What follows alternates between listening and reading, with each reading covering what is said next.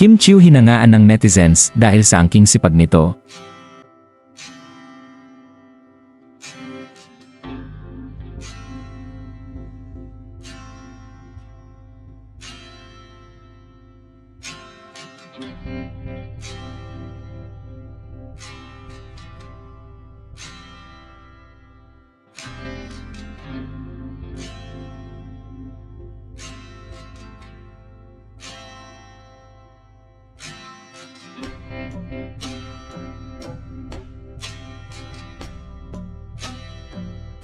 Spotted niya today ang Chinita Princess na super hands-on sa kanyang outfit para sa It's Showtime na segment. Nakita kasi itong nagdadala ng kusa ng kanyang mga gamit at hindi na hinintay ang kanyang personal assistant. Kaya naman maraming netizens ang namangha sa angking kasipagan ng aktres. Sa yaman kasi ni Kim Chiu ay super afford na niya ang maraming personal assistant, ngunit mas nanaig ang humility nito.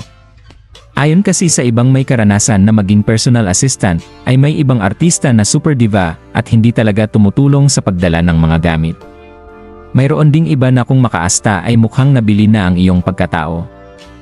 Kaya happy ang personal assistant ni Kim Chiu sa kanya dahil bukod sa kasipagan nito ay masarap din itong kasama. Samantala sa isang video naman ay makikitang nagpre-prepare si Kim Chiu para sa kanyang ASAP segment. Kita dito ang dedication at pagmamahal ng aktres sa trabaho na siyang bumuhay sa kanyang pamilya. Alam na din ng lahat na kilala si Kim Chiu bilang masipag at dedikado sa kanyang trabaho.